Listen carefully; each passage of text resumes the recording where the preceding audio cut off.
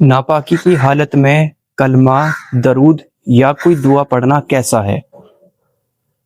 आप वीडियो के अंत तक बने रहें। बहुत ही ज्यादा अहम मसला है, तो मैं ये चाहूंगा कि आप इस वीडियो को आखिरी तक पूरा जरूर देखें, और बहुत ही ज्यादा जरूरी सवाल भी है ये।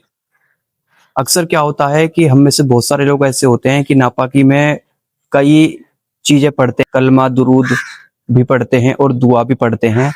तो बहुत सारे मुसलमानों को ये मालूम नहीं होता है कि हमें जो हम पढ़ रहे हैं, अगर हम नापाक होके पढ़ रहे हैं तो ये ठीक है या नहीं है, या किस हद तक ये ठीक है नापाकी में पढ़ना। तो इस वीडियो को आप सबसे पहले सेव कर लें।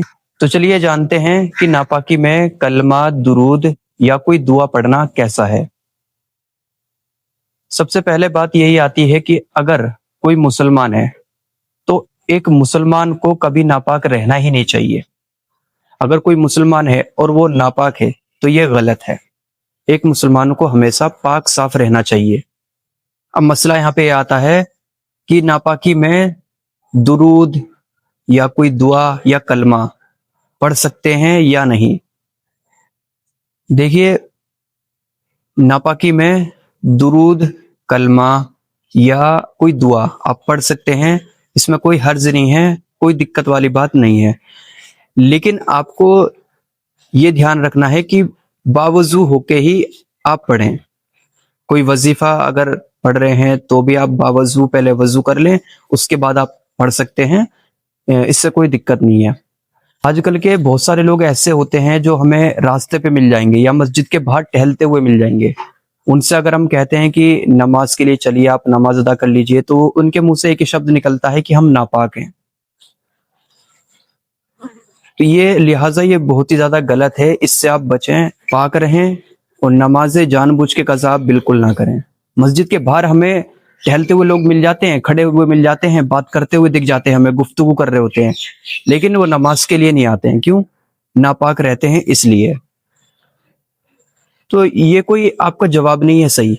मस्जिद के बाहर आप खड़े हैं, बातें कर रहे हैं, और अगर आपसे कहा है किसी ने कि आप नमाज अदा कर लीजिए, तो आपने बोल दिया कि नापाक, हम नापाक हैं, ये गलत है। ऐसा हरगिज आप ना करें, पाक रहें, इन बातों का ध्यान रखें। और अगर आप नापाकी में कोई दुरूद, कलमा या कोई दुआ, वजीफा पढ़ लेते हैं तो इसमें कोई हर्ज नहीं है, आप पढ़ सकते हैं। लेकिन ध्यान इस बात का रखें कि वजू कर लें पहले, उसके बाद आप पढ़ सकते हैं। और कोशिश करें कि नापाक ना रहें, जितना हो सके पाक रहने की कोशिश करें। रसूलुल्लाह सल्लल्लाहु अलैहि वसल्लम ने फरमाया है कि आप जिस हालत में इंतकाल करेंगे उसी हालत में कयामत के दिन आप उठाए जाएंगे। खुदा न करे अगर आप नापाकी की हालत में इंतकाल कर गए तो कयामत वाले दिन आपको नापाकी की हालत में ही उठाया जाएगा।